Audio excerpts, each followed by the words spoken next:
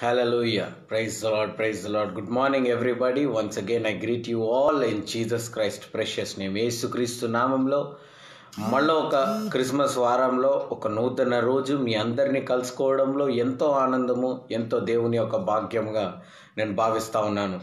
మరి దేవుడు మనతోని రోజు మాట్లాడుతున్నాడు. ముఖ్యంగా ఈ క్రిస్మస్ వారంలో దేవుడు మనకి వాగ్దానాలు ఇవ్వడానికి సిద్ధంగా ఉన్నాడు. ఆ వాగ్దానాలు పొందుకోనికి మనము కూడా సిద్ధంగానే ఉండాలి స్నేహితులారా. హల్లెలూయా. అవును, నిన్న మనం నేర్చుకున్నాం దేవునితో సమయం గడపడం చాలా ప్రాముఖ్యమైనది. అదే నిజమైన క్రిస్మస్ అనేసి మనము నేర్చుకున్నాము. అది మనము వెంబడిస్తున్నామని కూడా నేను విశ్వసిస్తున్నాను. మరి ఈరోజు అవునా దేవుడు ఇంకొక కార్యం క్రిస్మస్ వారంలో నేర్పించబోతున్నాడు. ఆ విషయాన్ని గురించి మనం ఇప్పుడు ధ్యానిద్దాం. ముందుగా ప్రార్థించి ప్రారంభించుకుందాం. Let us start with the word of prayer. Father, in the name of Jesus Christ of Nazareth, మహోన్నతుడా, పరిశుద్ధుడా, గొప్ప దేవా, నీకే స్తోత్రం ప్రభా. రాజుల రాజా, ప్రభువుల ప్రభువా, అతి త్వరగా మా జీవితాల్లోకి ప్రభువా మరి పరలోకం నుండి భూమి మీదికి తండ్రి రాబోతున్న దేవా, నీకే స్తోత్రం. నీ రెండవ రాకడ కొరకు మేము సిద్ధపడుతున్నందుకై నీకే వందనాలు ప్రభా. అవును ప్రభా, ఎన్నో కార్యాలు, ఎన్నో సూచనలు బయట జరుగుతూ ఉన్నాయి తండ్రి. ఇవన్నీ మీ యొక్క రాకడ యొక్క సూచనలను మేము విశ్వసిస్తున్నాం తండ్రి. అవును ప్రభా, మీ యొక్క రాకడకు మేము సిద్ధంగా ఉండే ఆ భాగ్యము మాకు దయచేయండి. మీ సామర్థ్యమును బట్టి, మీ కృపను బట్టి మాత్రమే తండ్రి. అయ్యా, మీ చిత్తానుసారమైన క్రిస్మస్ వారంలో మేము ఉండాలా తండ్రి. మీ చిత్తానుసారమైన క్రిస్మస్ మేము జరిపించుకోవాలా తండ్రి. మా ప్రార్థనలన్నీ విని ఆలకించిన దేవా, నీకే స్తోత్రం. ఇప్పుడు కూడా మీ బిడ్డలని పిలిచి మరి వాళ్ళతో మాట్లాడబోతున్న దేవా, నీకే స్తోత్రం. మాట్లాడినందుకే వందనాలు తండ్రి. యేసు నామములో ప్రార్థించి వేడుకుంటున్నాం పరమ తండ్రి. Amen, amen, amen. Right. Okay, December 22 Tuesday 2020, December 22 Tuesday 2020. Topic for the day is shall never be put to shame. ఈరోజు వాగ్దానం ఏంటంటే, నీవు ఎన్నడూ సిగ్గుపరచబడవు. అవునండి, ఆ యొక్క అభిషేకం కూడా మనం పొందుకున్నాం కదా. సంఘస్థులందరికీ తెలుసు, సంఘానికి వచ్చిన వాళ్ళందరూ మనం 4వ అభిషేకం ఏంది, సిగ్గుపరచబడము అనే ఒక అభిషేకం కూడా మనం పొందుకున్నాం, 5వది. ఓకే, సో ఇంకొక అభిషేకం మాత్రమే ఉన్నది, అది కూడా దానికి ముందే మన క్రిస్మస్ ఉన్నది. ఓకే, సో క్రిస్మస్ వారంలో ప్రవేశించిన మీ అందరికీ మరి ఈ క్రిస్మస్, ఈ సంతోష కాలంలో మరి దేవుడు ఏం వాగ్దానం ఇస్తున్నాడంటే, యోయేల్ గ్రంథము 2వ అధ్యాయం 26వ వచనంలో ఆఖరి లైన్ మీరు చూసుకుంటే అందులో ఏమని రాయబడి ఉంటుంది అంటే, my people shall never be put to shame. Joel chapter 2 and verse 26. Joel chapter 2 and verse 26. The Bible claims that God's people will never be put to shame. God's people will never be put to shame. యేసుక్రీస్తుని, దేవుణ్ణి నమ్మిన ఏ ఒక్క బిడ్డ సిగ్గుపరచబడ్డారు ఈరోజు. అవును స్నేహితులారా, మీరెవ్వరు కూడా సిగ్గుపరచబడారట. మీ లైఫ్లో ఏ స్టెప్ తీసుకోబోతున్నారో ఏందో నాకు తెలియదు, కానీ ఒక్క విషయం మాత్రం నేను నిశ్చయంగా గ్యారంటీతో చెప్పగలను. ఏంటంటే, మీరు ఇకపై You will never be put to shame. You will never be put to shame. Hallelujah. చూడండి వాక్యము. ఒకసారి నాకు ఇది చెప్తుండగా ఒక విషయం గుర్తుకొస్తుంది. World War II అవుతున్నప్పుడు లండన్లో ఉన్న చిన్నపిల్లలందరినీ తీసుకొని వెళ్ళి సేఫ్ ప్లేస్లో పెట్టమని రాజు ఆదేశిస్తాడు అనమాట. అయితే అందరూ తల్లిదండ్రులు చాలా బాధపడుతూ ఉంటారు. ఏంది ఇలా, నా పిల్లల్ని నేను మళ్ళీ కలుసుకుంటానా, నా పిల్లల్ని నేను మళ్ళీ చూడబోతానా, ఎందుకంటే పిల్లల్ని తీసుకెళ్ళిపోతున్నారు కదా అని అన్నప్పుడు ఒక కూతురు ముందుకొచ్చి వాళ్ళ తల్లి కన్నీళ్లను తుడిచి అమ్మాయి అన్నది, అమ్మ నువ్వేం బాధపడకు, మనమందరము ఎవ్వరము కూడా అవమానంలో పొందము, మనం ఎవ్వరం కూడా బాధలు పడము, మనం ఎవ్వరం కూడా దూరం కాము, ఎందుకంటే మన రాజు దీన్ని ఛార్జ్లో తీసుకున్నాడు. Because the king has taken over, we are not going to be put to shame అని అంటది ఇంగ్లీష్లో. రాజు మనకు తోడుగా ఉన్నాడు కదా మమ్మీ, నువ్వేం భయపడకు అన్న పాప అంటది. అవును స్నేహితులారా, ఈరోజు మనకి కూడా ఆ రాజులకు రాజు తోడై ఉన్నాడు. ఆ రాజులకు రాజు ఏం వాగ్దానం ఇస్తున్నాడంటే, నేను ఎన్నడూ నిన్ను విడవను ఎడబాయను అని దేవుడు చెప్తున్నాడు. యోయల్ గ్రంథము 23:10 చూడండి. యోబు గ్రంథము 23:10 చూడండి. యోబుకు కూడా పెద్ద సఫరింగ్. అసలు అలాంటి సఫరింగ్ ఏ మనిషి అన్నా చూడగలడా? అలాంటి బాధ ఏ వ్యక్తి అన్నా మరి తీసుకోగలడా?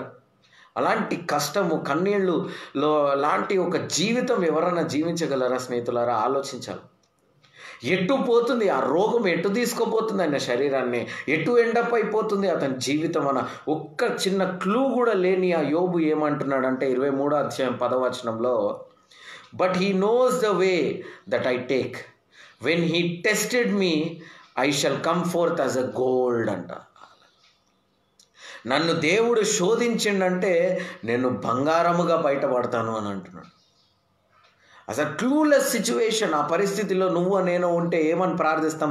చచ్చిపోతే బాగుండు, నేను చచ్చిపోతే నాకు పిల్లలు లేరు చూసుకోనికి, భార్య లేదు, విడిచిపెట్టి వెళ్ళిపోయింది, నాకు రెస్పాన్సిబిలిటీసే లేనప్పుడు నేను బతికి ఉండడం వేస్ట్, ఈ రోగంతో నేను ఎన్ని రోజులు కష్టపడాలా, నన్ను తీసుకెళ్ళిపో అన్న ప్రార్థననే మనం చేస్తుంటాం సోదరులారా. కాకపోతే ఇక్కడ యోబు ఏమంటున్నాడంటే, నన్ను దేవుడు శోధిస్తున్నాడు కదా, ఆయన శోధిస్తే నేను ఖచ్చితంగా బంగారమై బయటపడతా అంటున్నాడు. హల్లెలూయా. అవును స్నేహితులారా, ఈ రోజు దాకా మీరు అనేక శోధనలు గుండా పోయి ఉండొచ్చు, అనేక వేదనలు గుండా పోయి ఉండొచ్చు. ఈరోజు దేవుడు మీకు వాగ్దానం ఇస్తున్నాడు. మీ శోధనలు, వేదనల నుండి, అవునా, మీ ఆ టెస్ట్ నుండి మీరందరూ బంగారమై బయటపడతారంట. హల్లెలూయా. ఈ రోజు నుంచి దేవుడు ఒక బంగారాన్ని నీ జీవితంలో తీయబోతున్నాడు బయటికి. హల్లెలూయా. నీవు ఒక అమూల్యమైన వ్యక్తిగా నీ కుటుంబంలో మారబోతున్నావు. ప్రశస్తమైన వ్యక్తిగా నీ సంఘంలో నువ్వు మారబోతున్నావు. ప్రశస్తంగా మీరు దేవుని కంటికి మారబోతున్నారు ఈరోజు. హల్లెలూయా. అవును దేవుని స్నేహితులారా, ప్రశస్తంగా ఉండడం నేర్చుకోవాలి. ప్రశస్తంగా. You need to be precious. You need to be precious, and God definitely, if He is testing you so much, He will make you precious. He will make you precious. చూడండి, దేవుడు యోయల్ గ్రంథము అదే, God never allowed Job to be put to shame. యోబుని అవమానంలో ఎన్నడూ కూడా దేవుడు తోసివేయలే. ఎప్పుడు కూడా యోబు సిగ్గుపరచబడలే అంట. సైతానుడు ప్రయత్నించండి, కానీ ఆఖరికి ఏమైంది? యోబు ఉన్నదానికంటే 2 ఆశీర్వాదమే పొందుకున్నాడు, కానీ ఎక్కడ కూడా లాస్ లేదు. అవును దేవుని స్నేహితులారా, మీరు దేవుణ్ణి గట్టిగా విశ్వసించినట్లయితే మీరు 2 ఆశీర్వాదాలు పొందుకుంటారేమో, కానీ మీరు ఎన్నడూ కూడా లాస్ అనేది చూడరు స్నేహితులారా. You will face no more loss. Hallelujah. Right. చూడండి, యోయల్ గ్రంథము 2:26 మొత్తం చదవండి. You shall eat in plenty and be satisfied, and praise the name of the Lord your God, who has dealt wondrously with you, and my people shall never be put to shame. నీవు కడుపు నిండా తిని దేవుణ్ణి స్తుతిస్తావంట. దేవుణ్ణి స్తుతించిన నీవు, అవునా, you will praise his name. ఎందుకంటే దేవుడు అద్భుత రీతిగా నీ జీవితంలో పనిచేస్తున్నాడు. ఈ రోజు నుంచి స్నేహితులారా, దేవుడు మీ జీవితాల్లో అద్భుత రీతిగా పనిచేయబోతున్నాడు. Hallelujah. In a wondrous way God is going to work, my dear brothers and sisters. Wondrous way, ఒక అద్భుత రీతిగా దేవుడు మీ జీవితంలో పనిచేయబోతున్నాడట. కాబట్టి ఆ దేవుడిని నమ్మిన నీవు ఎన్నడూ కూడా సిగ్గుపరచబడవు స్నేహితుడా. Never he will put you to shame. ఈ అధ్యాయంలో ఏమంటున్నా, ఈ వచనంలో దేవుడు ఏమంటున్నాడంటే, నేను ఎన్నడూ కూడా నిన్ను సిగ్గుపరచనివ్వను, సిగ్గుపడనివ్వను, నీ తలను దించనివ్వను, నిన్ను కింద చూపు చూడనివ్వను అని అంటున్నాడు దేవుడు. దేవుడు మన జీవితాల్లో అవమానమే లేకుండా మరి మన జీవితాన్ని మార్చబోతున్నాడంట స్నేహితులారా. హల్లెలూయా. ఈరోజు మన జీవితాల్లో అవమానం అని పారిపోవునుగాక. ఆమేన్. ఎస్. అందుకనే దేవుడు కీర్తనలు 23 అంటాడు, I will prepare a table before you in the presence of the enemy అంటాడు. అంటే నీ శత్రువుల ముందు నేను ఒక బల్లను సిద్ధపరుస్తానంటాడు. నీ శత్రువుల ముందు నేను ఒక బల్లను సిద్ధపరుస్తా అంటున్నాడు దేవుడు. చూడండి, మనం ఎన్నడూ కూడా సిగ్గుపరచబడొద్దు అనేది దేవుని యొక్క కాన్సెప్ట్. కీర్తనలు 22:4-5 అధ్యాయాలు చూడండి. కీర్తనలు 22 అధ్యాయము 4-5 వచనాలు. 22వ కీర్తనలో 4-5 వచనాలు.